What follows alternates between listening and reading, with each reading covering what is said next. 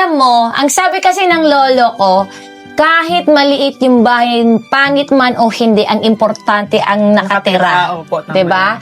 Aanhin mo yung magandang bahay kung ang mga nakatira walang hiya naman. Diba? Aanhin, kung ang bahay mo maliit, pero kung nagpapapasok ka ng mga tao, bukal sa kalooban mo, iyon yung pinakadabis, yun yung totoong yaman na meron tayo.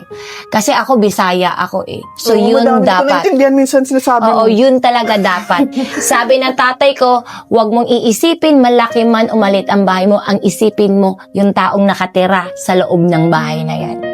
Kasi maliit man yung bahay na meron kang pinapasukan, basta welcome ka, gaan yung puso mo, winner ka.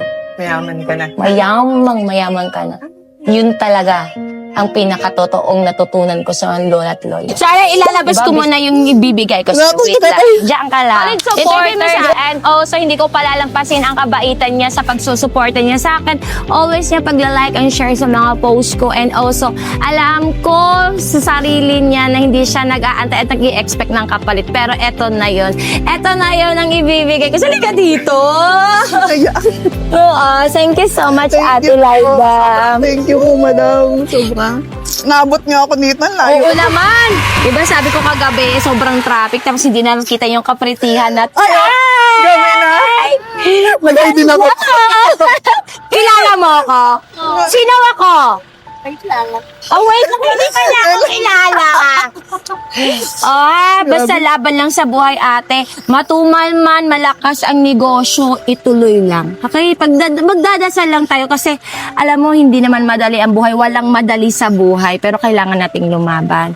Kasi kung alam mo lang, hindi din madali yung buhay ko. Pero itong mga sinishare ko sa mga taong nagsusuporta sa akin, sa mga taong ini-idolize ako, ito yung mga kinikita ko sa Facebook, which is gusto ko lang mag-share. Ayoko lang puro give. Gusto ko i-share. And also, ito yung pinaka-the best na ginawa ko sa buhay ko. Kasi binigyan ako ng pagkakataon ni Lord na umasenso. And then, ito lang talaga ang gusto ko. Sabi ko, Lord, pag binibigyan mo ako ng pagkakataon na maging maayos yung buhay ko, bibigyan ko rin yung mga taong kailangan ng tulong ko. Thank you po, madam. Sobrang thank you. Thank you. Thank you so much. Sama kita lagi sa dasal ko, madam. Sama mo ako. Oo, yun lang ay mabibigay ko. Pero wala lang ako sa bahay. Yun lang kasi may babayad ko sa'yo. Prayers lagi. Yes. Kaya, Prayers lang. thank you talaga. Sobrang thank you, Ganda mo, madam.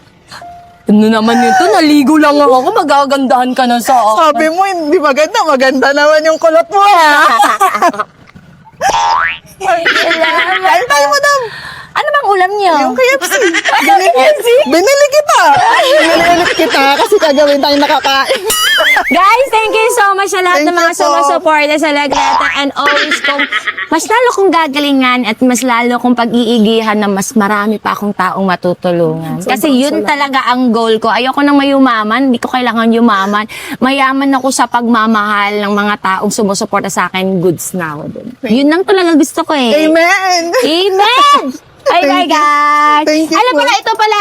Ito, ibibigay ko sa'yo. Halika dito kasi hindi na...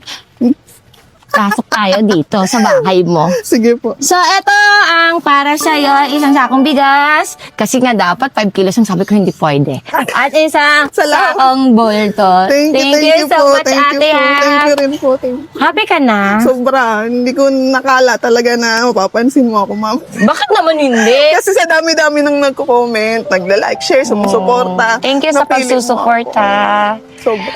Huwag kang magsawa mag-support sa akin. Lagi ako nakasubaybay. Madam, una talaga akong nag-support talaga hanggang sa hindi ko talaga makakalimutan. Sa Okay. buong buhay ko. Thank you so much, guys. And see you kung sino ang next na mapupuntahan ko at bibisitahin ko sa bahay niya. Bye-bye! Bye-bye!